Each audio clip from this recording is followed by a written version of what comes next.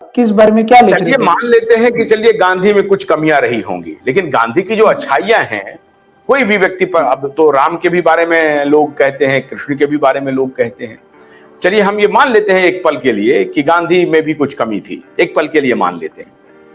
तो क्या ये कारण रहा कि राजीव भाई दीक्षित गांधी के सानिध्य में थे? गांधी के सानिध्य से मेरा तात्पर्य है उस आश्रम में थे, और धर्मपाल जैसे हिस्टोरियन, धर्मपाल जैसे इतना शानदार किताब लिखने वाला, जिसके लिए संघ का एक एक व्यक्ति उनकी किताब को बेचता है जाकर के और बताता है, इनको उद्धृत करता है धर्मपाल जी की किताब को, धर्मपाल जी के बारे में संघ बहुत चुप हो जाता है। क्या बात है?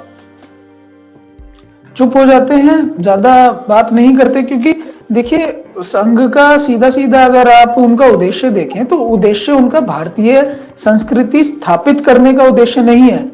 भारतीय संस्कृति बातों में रखने का उनका उद्देश्य है, सिर्फ बातें रखना। क्योंकि संघ की आप जो वेशभूषा है, जो कुछ भी आप देखें तो कहीं से भी भारतीय नहीं है, कुछ भारतीय नहीं है, कुछ भी नहीं है भारतीय। तो ना उनकी वेशभूषा भारतीय है, ना उनके घूमने का तरीका है, बस वो एक लोगों के अंदर एक वहम है कि एक, क्योंकि देखिए संघ के, मैं उसको नहीं कह रहा, जो जमीनी स्तर पर जो लोग जुड़ते हैं वो बहुत देशभक्त लोग जुड़ते हैं, बहुत देशभक्त लोग जुड़ते हैं, कि जिनको सच में देश से प्यार होता है, उन्हें लगता है कि किससे जुड़े तो एक संघ से जुड़ा जाए। तो उसके जो पूरा उसकी मूल भावना है वो बहुत ज्यादा देश के अंदर, देश की हमारी जो सनातन व्यवस्थाएं थी उनको स्थापित करने की नहीं है। और पहली बात, उन्हें पता भी नहीं है कि व्यवस्थाएं थी क्या। उन व्यवस्थाओं को जांचने के लिए देश में बहुत घूमना पड़ेगा, बहुत लोगों से मिलना पड़ेगा। हम कई लोगों से मिले, उन वहां पर संघ के कुछ लोग भी आते थे, लेकिन वो बस ये विचार कह के नकार देते थे कि ये तो पुरानी बातें हैं। हमारी जो भारतीय व्यवस्थाएं थी उनको पुरानी बातें कह के नकार दिया करते थे, क्योंकि उनको ये जो वेस्टर्नाइजेशन है, जो पाश्चात्यकरण है आज भारत का, ये बहुत उन्हें कोई बुरा नहीं लगता, ठीक लगता है। और उसके अंदर ये जो सारी बातें हैं भारतीय संस्कृति की, भारतीय सभ्यता की, वो एक एजेंडा के रूप में उन्हें ठीक लगती है कि इसको एजेंडा के रूप में सामने रखा जा सकता है। लेकिन अगर बात की जाए उनको स्थापित करने की, तो वो उनके हिसाब से वो पुरानी है, कि वो तो पहले था, आप थोड़ी कर सकते हैं ये चीजें।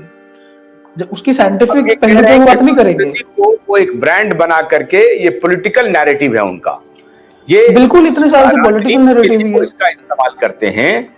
और सिर्फ इनका राजनीतिक इस्तेमाल कैसे हो, सिर्फ वही इसका उद्देश्य है, उत्थान या भारतीय संस्कृति के बारे में जानना समझना, उसका उत्थान। टोकनिज्म जो कर रहे हैं, मंदिर निर्माण कर रहे हैं, ये कर रहे हैं, वो कर रहे हैं, भभूत लगा रहे हैं, ये टोकनिज्म कर रहे हैं, लेकिन मूल रूप से वो भारतीय संस्कृति के प्रति बहुत गहरी चिंतन रखते हो ऐसा नहीं लगता है। और नहीं लगता कर रहे हैं, आपकी बात को कोरोबरेट कर रहे हैं।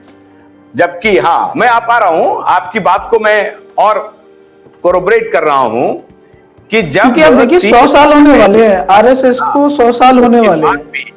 हमारे देश के पंत प्रधान ने टेड्रोस को, महापापी को, दुनिया का सबसे बड़े पापियों में से एक, उसको तुलसी कह दिया।